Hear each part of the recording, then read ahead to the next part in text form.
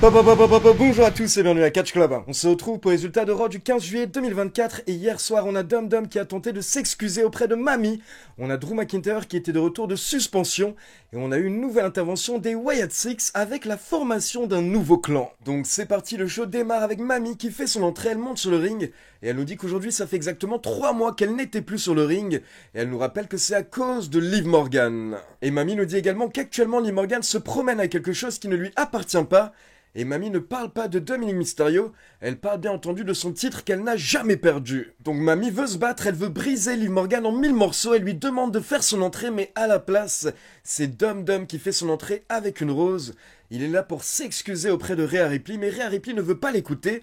Mais d'un coup, vous avez Liv Morgan qui apparaît sur l'écran géant. Liv Morgan nous explique qu'à la base, elle voulait Dum Dum pour faire mal à Mami, mais au final, ils ont passé du temps ensemble. Elle a pu regarder dans ses yeux, elle a même pu l'embrasser, et les choses sont devenues réelles entre eux. Et là, vous avez Dum Dum qui tente de s'expliquer dans le ring, il regarde Mami, et il lui dit « Non, mais c'est pas du tout ce que tu crois !» Et donc au final, Rhea Ripley challenge Liv Morgan à un match pour le titre à SummerSlam, et Liv Morgan accepte, elle nous dit qu'elle ne va pas courir, elle ne va pas fuir, elle a hâte d'être à SummerSlam, et elle espère que Dum Dum sera présent. Et derrière, vous avez Mami qui envoie un dernier message à Liv Morgan. Elle précise que non seulement elle va mettre fin à son Revenge Tour, elle va également mettre fin à son règne, mais surtout elle va mettre fin à la carrière de Liv Morgan. Et derrière, vous avez Mami qui quitte le ring avec Dum Dum qui la suit, qui tente encore de s'excuser. Il lui présente la rose, mais là, Mami prend la rose et elle la jette. Donc à l'heure actuelle, Rhea Ripley n'est pas contente. Et donc là, la caméra les suit en coulisses, vous avez Mami qui rentre dans le vestiaire du Judgment Day, et là, il y a un bouquet de roses. Mais Mami apparemment n'a pas l'air d'apprécier et elle claque la porte au nez de Dum Dum. Et là vous avez Damien Priest qui débarque derrière Dum Dum avec un grand sourire et il demande à Dum Dum si tout va bien. Et Dum Dum répond que non, il n'a pas l'impression que tout aille bien et là d'un coup la porte s'ouvre et Mami lui jette le bouquet de roses à la gueule pendant que Damien Priest encore une fois est mort de rire. Puis ensuite hier soir il y a eu un drame, il y a eu quelque chose d'horrible, de tragique. Sheamus fait son entrée. Et il a un nouveau thème, alors qu'on adorait tellement son ancien thème qu'il venait juste de récupérer. On parle bien entendu de Written in My Face, mais non, Sheamus a un nouveau thème assez générique. Et perso, j'étais dégoûté, je vous ai posé la question sur Twitter, mais pourquoi est-ce que la WWE a changé son thème? Honnêtement, c'était pas la peine. Donc bon, grosse déception, mais au moins derrière, on avait de la viande avec Sheamus contre Bronson Reed, un bon gros match de 10 minutes, et à la fin, c'est Sheamus qui a remporté le match avec un coup de genou à la tête de Bronson Reed. Mais attention, après le match, alors que Sheamus est en train de se relever, Bronson Reed veut l'attaquer, mais là, Sheamus est sauvé par Pete Dunne. Et les commentateurs nous expliquent que c'est simplement Pete Dunne qui vient rendre l'appareil à Sheamus, parce que Sheamus l'avait sauvé la semaine dernière. Mais derrière, par contre, Pete Dunne quitte le ring, donc encore une fois, on peut voir qu'il en veut toujours à Sheamus, et Sheamus ne comprend pas. Donc là, il se tourne dans le ring, et Pete Dunne en profite, il remonte dans le ring discrètement, et là, il frappe Sheamus par derrière. Et derrière, Pete Dunne quitte le ring, et ça permet à Bronson Reed de porter son Tsunami Splash sur Sheamus. Donc Sheamus a pris cher, et en plus, il a perdu un pote, mais par contre, je suis très curieux de voir ce que ça peut donner Pete Dunne contre Sheamus. Je pense que ça peut être très intéressant. Puis on retourne dans le vestiaire du Judgment Day et on a Mami qui remercie Damien Priest d'avoir réussi à garder le groupe ensemble pendant qu'elle n'était pas là. Derrière, Mami demande à Damien Priest s'il a besoin d'aide ce soir face à Gunther ou Braun Strowman, mais Damien Priest dit que non, il va se débrouiller tout seul, et ça fait longtemps qu'il aurait dû se débarrasser du problème Strowman. Puis d'un coup, Rhea Ripley chuchote un petit peu et elle demande à Damien Priest « Mais qu'est-ce que Carlito fout là? Pourquoi est-ce qu'il est avec eux ?» Et là, Damien Priest veut répondre, mais il est interrompu par Dum Dum qui veut parler à Mami. Donc Dum Dum dit à Mami qu'il a tenté de la contacter toute la semaine, mais elle n'a pas répondu. Et là, Mami s'énerve un petit peu en disant « Ah bon, toute la semaine? Et où est-ce que tu étais ces 3 derniers mois pendant que je n'étais pas là ?» Mami se demande si Dum Dum ne l'a pas contacté ces 3 derniers mois parce qu'il était trop occupé à jouer avec sa nouvelle petite amie. Et là, elle s'en va encore une fois très énervée, pendant que vous avez Carlito qui rejoint Dum Dum et qui lui dit « Ouh, je crois qu'elle est énervée. » Ensuite, on a une vignette de Gunther qui nous parle de son parcours à la WWE et du fait qu'il va redonner du prestige au titre World Heavyweight. Puis on enchaîne avec une interview de Zelina Vega qui est rapidement interrompue par Sonya Deville, Shayna Baszler et Zoey Stark.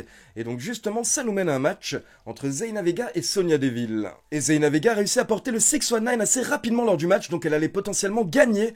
Mais là, vous avez Zoey Stark qui a distrait l'arbitre et pendant ce temps, Shayna Baszler a attaqué le bras de Zelina Vega et donc derrière, Sonya Deville n'avait plus qu'à porter son finisher pour la victoire. Et après le match, le nouveau trio a continué à s'acharner sur Zelina Vega jusqu'à l'intervention de Kayden Carter, Katana Chance et Lyra Valkyria qui ont sauvé Zelina.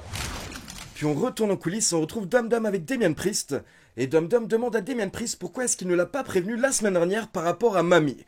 Et là, Damien Priest explique qu'il a tenté, mais Dum Dum était trop occupé avec Liv Morgan. Et là, vous avez Jey Uso qui débarque et il demande est-ce que c'est vrai? Est-ce que Mami est célibataire? Car il est clairement intéressé. Et vous avez Damien Priest qui répond peut-être, pendant que Dum Dum n'est clairement pas content. Et donc là, Jey Uso demande aux membres de Judgment Day de passer le bonjour à Mami de sa part. Puis Jey Uso s'en va, mais là vous avez Damien Priest qui tente un petit peu de réveiller Dum Dum en disant que Dum Dum est un mec, qu'il a été en prison, donc il ne peut pas laisser Jey Uso parler de Mami comme ça. Damien Priest dit que Dum Dum doit montrer à Jey Uso à qui appartient Mami. Et au final, Dum Dum dit que Damien Priest a raison, donc il va aller voir Adam Pearce. Et justement, on passe dans le bureau d'Adam Pearce qui est rejoint par Chad Gable. Et là, Chad Gable dit à Adam Pearce qu'il a découvert un gros secret. Il sait qui est Uncle Howdy. En fait, c'est Bo Dallas. Donc Chad Gable est un petit peu lent, mais c'est pas grave. Derrière, Chad Gable demande à Adam Pearce de quoi il a parlé avec Bo Dallas la semaine dernière, vu que Dallas était dans son bureau. Mais là, Adam Pearce dit qu'il ne peut pas en parler, car ses discussions avec les superstars sont confidentielles. Mais par contre, Adam Pearce précise que Bo Dallas est à nouveau présent ce soir dans l'arène. Donc Chad Gable dit que c'est parfait, il va le confronter plus tard. Puis on enchaîne avec un face-à-face dans le ring entre Damien Priest et Gunther. Et là, vous avez Gunther qui dit ce qu'il pense. Il dit que Damien Priest n'y arrive pas en tant que champion et que clairement, son règne est nul. Donc en gros, pendant toute la promo, on a Gunther qui explique qu'il va ramener du prestige au titre World Heavyweight. Et du coup, Gunther a une idée. Il propose à Damien Priest de lui donner la ceinture tout de suite pour éviter d'être humilié lors de SummerSlam. Mais bien entendu, comme vous pouvez l'imaginer, Damien Priest refuse. Et là, Damien Priest a expliqué que lui, il est là parce que c'est son rêve d'être à la WWE. Et à un moment, il était à la rue. Il n'avait plus rien, mais il s'est battu. Et tout ce qu'il a aujourd'hui, il le mérite. Donc il ne va pas simplement le donner à Gunther. Parce que Gunther, justement, lui, pendant toute sa vie, on lui a tout donné. Que ce soit en Europe ou à NXT UK ou même à NXT. Et là, Gunther a répondu en étant très méchant car il a dit à Damien Priest, tu sais, les gens qui sont à la rue, c'est souvent leur choix. Gunther explique que ce n'est pas de sa faute si les parents de Damien Priest ne l'ont pas aidé à avoir une bonne vie, alors que les parents de Gunther étaient géniaux et ils l'ont clairement aidé dans la vie. Et Gunther précise que peu importe ce que Damien Priest va réussir à accomplir dans sa vie, il sera toujours une pauvre merde qui vient de la rue. Et donc à la fin, ça devient très tendu, les deux catcheurs sont à deux doigts de se battre, mais là ils sont interrompus par l'entrée de Braun Strowman car on enchaîne avec Strowman contre Damien Priest. Et clairement là, c'était l'occasion pour la WWE de donner une belle victoire à Damien Priest avant SummerSlam en battant un méga heavyweight de la fédération. Et donc au final, Damien Priest a remporté le match en environ 10 minutes de manière totalement clean avec un chokeslam. Donc ça ajoute encore un petit peu plus de crédibilité au champion avant d'affronter Gunther. Et justement après le match, Gunther est de retour, il monte sur le ring et là il lâche un énorme chop sur la poitrine de Damien Priest. Donc ça part en bagarre, mais au final c'est Damien Priest qui prend l'avantage avec une clothesline et du coup Gunther sort du ring. Donc cette semaine c'est le champion qui prend l'avantage sur le challenger. Ensuite, on retourne en coulisses et on a Adam Pearce qui annonce à Jey Uso qu'il va affronter Dum Dum un peu plus tard et Jey Uso est totalement content. Puis derrière, on a Bron Breakker qui rejoint Adam Pearce. Et Bron Breakker se plaint du fait que ce soir, lors du main event, Ilya Dragunov a un match pour le titre intercontinental. Sauf qu'Adam Pearce répond en disant que Bron Breakker a eu sa chance et il a perdu. Et surtout, c'est Sami Zayn qui est venu demander ce match face à Ilya. Mais Bron Breakker n'est toujours pas content, donc il menace d'intervenir lors du main event, sauf que Adam Pearce y avait pensé. Donc là, il demande à la sécurité d'escorter Bron Breakker en dehors de l'arène. Puis dans un autre coin des coulisses, on a Maxime Dupri, Otis et Akira Tozawa qui sont en train de discuter par rapport au fait d'aider un ami à eux. Et là, Chad Gable arrive parce qu'il pense que l'Alpha Academy est en train de parler de lui. Mais pas du tout, car en fait, ils étaient en train de parler de Xavier Woods, et ils sont prêts à aider Xavier Woods, mais pas Chad Gable. Puis derrière, on a Shayna Baszler et Zoey Stark qui ont battu Kayden Carter et Katana Chance. Donc on sent que hier soir, la WWE voulait vraiment mettre en avant le nouveau trio féminin de Zoey Stark, Shayna Baszler et Sonya Deville. Puis on retourne dans le vestiaire de Judgment Day, on a Dum Dum qui va voir Mami, et il explique ce qui s'est passé avec Jey Uso, donc il explique également qu'il a demandé un match face à Jey Uso, mais là Mami trouve que c'est une idée stupide, donc Dum Dum dit qu'il peut annuler s'il faut. Mais là d'un coup Mami demande à Dum Dum s'il est une poule mouillée, et Dum Dum répond que non, il veut simplement montrer au monde entier que Mami lui appartient. Sauf que là, c'était une très mauvaise idée, et Rhea Ripley n'a pas du tout apprécié ce que Dum Dum vient de dire. Puis Puis on enchaîne avec Adam Pearce qui est dans le ring et il demande à Drew McIntyre de le rejoindre et pour rappel, McIntyre était suspendu depuis le dernier PLE car après le show, il avait repoussé 2 arbitres et il avait mis un coup de coude à Adam Pearce. Donc McIntyre fait son entrée et directement Adam Pearce parle du match entre McIntyre et CM Punk. Il dit que McIntyre veut ce match, CM Punk veut ce match, les fans veulent voir ce match. Et CM Punk fait tout ce qu'il peut actuellement pour recevoir le feu vert des médecins. Et Adam Pearce dit qu'il est prêt à officialiser le match, mais d'abord, il demande à Drew McIntyre de s'excuser auprès des 2 arbitres qu'il avait repoussés, et donc il ramène les 2 arbitres dans le ring. Et clairement, on sent que McIntyre n'a pas envie, mais en même temps, il veut son match contre CM Punk, donc là, il se rapproche des arbitres, il prend le micro, mais au final, il dit non. Et là, il commence à s'énerver et il demande pourquoi est-ce qu'il devrait s'excuser, alors que c'est lui qui n'arrête pas de se faire entuber semaine après semaine, il n'arrête pas de se faire avoir. McIntyre nous dit que les arbitres méritaient de se faire pousser et Adam Pearce méritait de recevoir un coup de coude. Et à l'heure actuelle, Adam Pearce devrait être à genoux en train de le supplier de revenir et catcher contre CM Punk. Mais du coup, Adam Pearce n'apprécie pas et donc il annonce que McIntyre est toujours suspendu. Mais du coup, McIntyre n'est pas content, il se retourne, il se rapproche d'Adam Pearce, et là vous avez à nouveau les 2 arbitres qui tentent d'intervenir, mais McIntyre repousse les 2 arbitres très violemment, et derrière il était à 2 doigts de frapper Adam Pearce, mais là vous avez Rollins qui est intervenu, et qui a fait fuir McIntyre. Donc la rivalité continue entre McIntyre, CM Punk et Seth Rollins, et je me demande si la WWE n'a pas inclus Seth Rollins dans cette rivalité, au cas où CM Punk n'a pas le feu vert des médecins pour SummerSlam, car pour info c'est tout juste, CM Punk attend toujours le feu vert des médecins, donc si jamais il ne l'a pas à SummerSlam, peut-être que la WWE a inclus Seth Rollins dans la rivalité, comme ça la WWE pourra au pire avoir un match entre McIntyre et Rollins à SummerSlam. Puis derrière, on enchaîne avec le nouveau message des Wyatt Six, car hier ils ont livré une nouvelle cassette, mais dans l'émission de Pat McAfee. Et cette semaine, il s'agit d'une interview de Eric Rowan par Uncle Howdy. Et Rowan nous a vraiment parlé de sa vie. Il nous a parlé de son passage à la WWE. Et il nous a expliqué que ces dernières années ont été assez difficiles pour lui, car à un moment il a perdu un frère, il a perdu la personne qui croyait le plus en lui. Et Rowan explique que ce décès, donc bien entendu il parlait de Luke Harper, il explique que ce décès l'a mis KO, mais il nous dit également que quand la vie vous met KO, il faut se relever, il faut enlever la poussière, et il faut continuer. Donc au final Rowan s'est relevé, sauf que quelques temps plus tard, un autre de ses frères est décédé. Donc là, bien entendu, Rowan parle de Bray Wyatt, et il explique qu'à partir de ce moment-là, il est tombé au fond d'un puits, et il n'arrivait même pas à sortir, et il se demandait même pourquoi sortir, je n'ai plus rien. Rowan nous explique qu'il avait perdu sa volonté, il était insensible à tout ce qui se passait autour de lui, et il se demandait si je disparais aujourd'hui, à qui vais-je manquer? Mais Rowan nous explique que quand il était au plus bas, quelqu'un lui a tendu la main, et il a accepté cette main car il savait qu'il avait besoin d'aide. Et Rowan nous dit que maintenant il a un nouvel objectif, il a un nouveau but dans la vie, c'est d'aider tous ceux qui sont comme lui. Et Rowan termine en disant qu'ils vont prendre leur cœur et faire de l'art. Alors encore une fois, excellent segment de la part des Wyatt Six et ça nous a permis de voir un autre côté de Rowan que beaucoup de personnes ne connaissaient pas forcément. Puis on enchaîne avec Dum Dum contre Jey Uso et bien entendu pendant le match, Liv Morgan vient au bord du ring et à un moment elle sauve Dum Dum, mais là Dum Dum lui demande de partir, de retourner dans les vestiaires, sauf que pendant ce temps Jey Uso met un nouveau dropkick à Dum Dum qui tombe encore une fois sur Liv Morgan, et là Liv Morgan reste sur Dum Dum, elle profite de la situation jusqu'à l'entrée de Mami qui encore une fois n'est pas contente. Donc là, Liv Morgan prend la fuite et Dum Dum s'excuse auprès de Mami qui lui ordonne d'aller remporter le match. Sauf que quand Dum Dum remonte dans le ring, il se prend un spear de Jey Uso pour la victoire. Et après le match, vous avez Jey Uso qui lance un petit regard à Mami et qui lui dit de l'appeler. Et on peut voir que Mami lui a lâché un petit sourire. Mais directement après, on passe en coulisses et on retrouve Dum Dum qui est rejoint par Mami. Et là, Mami explique à Dum Dum qu'elle n'appartient à personne. Elle n'appartient pas à Dum Dum. C'est Dum Dum qui lui appartient. Et là, Mami lâche un petit sourire et elle donne une rose à Dum Dum. Donc apparemment, les choses sont en train de s'arranger. Mais à mon avis, c'est pas encore totalement réglé. Ensuite, on retrouve Chad Gable dans le ring qui, encore une fois, est tout content, nous annoncer qu'il a découvert que Uncle Howdy est Bo Dallas. Et donc là, il demande à Bo Dallas de faire son entrée pour le confronter. Donc Bo Dallas fait son entrée, mais il se fait attaquer sur la rampe par les Creed Brothers. Ça faisait des semaines qu'il y avait des rumeurs par rapport aux Creed Brothers et Chad Gable. Eh bien c'est fait, le nouveau clan a été formé hier soir, et le nouveau clan s'est acharné sur Bo Dallas pendant plusieurs minutes. Sauf que le problème c'est qu'ils avaient beau frapper Bo Dallas, Pendant ce temps, Bo Dallas était en train de rigoler. Donc au bout de plusieurs minutes, Chad Gable s'énerve et il demande à Bo Dallas pourquoi est-ce qu'il est en train de rigoler. Et là, Bo Dallas regarde Chad Gable et il lui dit « Te voilà, tu es là ».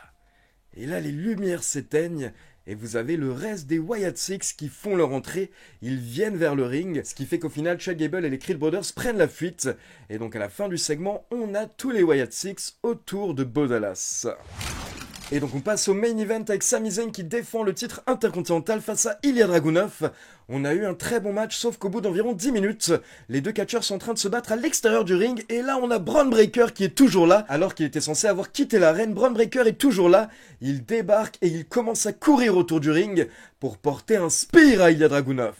Mais derrière, vous avez Sami Zayn qui tente de se défendre, il commence à prendre l'avantage sur Bron Breakker, il le ramène dans le ring, mais là Bron Breakker souplexe Sami Zayn comme une merde, et il enchaîne avec un nouveau spear, donc le show se termine avec Bron Breakker tout seul en train de célébrer dans le ring.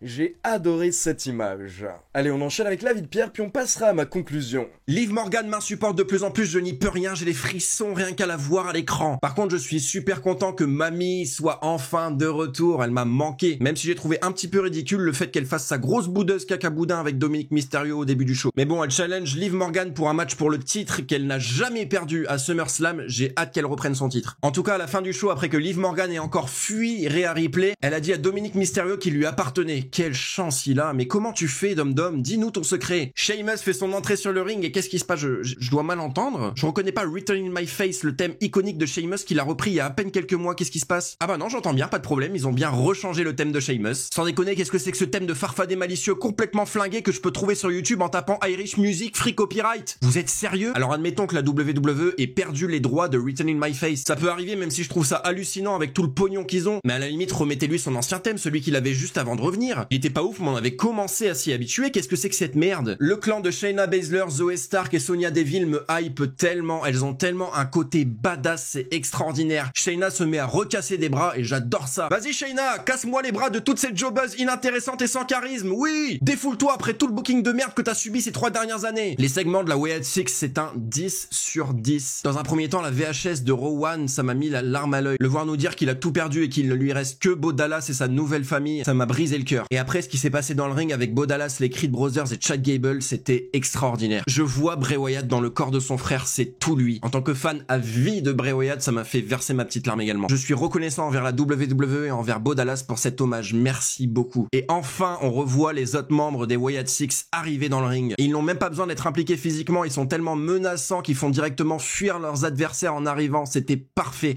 Tout était parfait. Allez, on change de mood. Adam Pearce est une véritable catastrophe, j'en peux plus. Il a du sang sur les mains, virez-moi tout de suite ce mec. Déjà qu'il s'en est pris injustement à Drew McIntyre alors que tout ce qui est arrivé à Drew, c'est en partie de ta faute, Adam Pearce. Mais maintenant, il le fait venir sur le ring pour l'humilier, lui demander de s'excuser auprès des arbitres. Non mais ça va pas, tu veux lui demander de cirer tes godasses pendant que tu y es, Adam Pearce? Non mais quel culot, vas-y Adam Pearce, demande aux Wyatt Six de s'excuser après qu'ils aient voulu tuer les officiels. Tu la ramènes moi maintenant. Et Seth Rollins, par contre, j'ai pas compris pourquoi il est intervenu.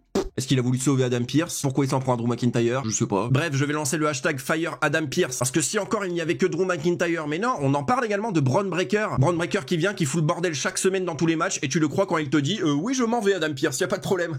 Allez, soyons sérieux, c'était un show très cool. Mention spéciale à la promo entre Gunther et Damian Priest qui était vraiment bien. J'ai hâte que le Ring Général remporte le titre à SummerSlam. Cette route vers SummerSlam s'annonce très bien pour l'instant. Merci à tous, à la prochaine, merci Ali et vive le catch. Alors perso, j'avoue que je suis pas forcément encore emballé par le nouveau clan Sonya Deville, Zoe Stark et Shayna Baszler, mais j'ai envie de leur donner une chance, j'ai envie de voir ce que ça va donner lors des prochaines semaines, mais comme d'habitude j'ai un petit peu peur que les bookers au final mettent ça au second plan, comme ils le font souvent avec tout ce qui est féminin malheureusement. Par contre, j'ai adoré le fil rouge du show avec Dom Dom et Mamie, on attendait de voir ce qui allait se passer entre les deux une fois que Mamie est de retour, et là clairement la WWE les a beaucoup utilisés pendant Raw, on a vu Dominic Mysterio au moins 4 ou 5 fois, c'est incroyable à quel point actuellement c'est l'un des MVP de la WWE, et perso j'ai vraiment hâte de voir la suite, si maintenant ils vont simplement faire la paix, ou est-ce qu'au final il y en a un des deux qui ment, peut-être que Mamie est en train de se foutre de la gueule de Dom Dom, ou peut-être qu'au final Dom Dom va bien trahir Mamie pour Liv Morgan. Et puis au niveau des très gros segments, le face-à-face entre Gunther et Damian Priest était génial,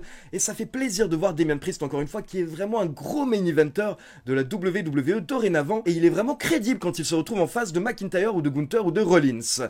À côté de ça, le segment entre McIntyre et Adam Pearce était vraiment très bon, et clairement on attend de voir où ça va nous mener. Le segment des Wyatt Six était également excellent, et la fin du show avec Braun Breaker qui casse tout, perso, j'ai adoré. Donc voilà, c'est tout pour Résultats de Raw. Maintenant, comme d'habitude, c'est à vous, n'hésitez pas à me laisser vos avis dans les commentaires, et comme d'habitude, n'oubliez pas de liker la vidéo, de vous abonner à la chaîne et de cliquer sur la petite cloche pour être informé de la sortie des prochaines vidéos. Ciao tout le monde!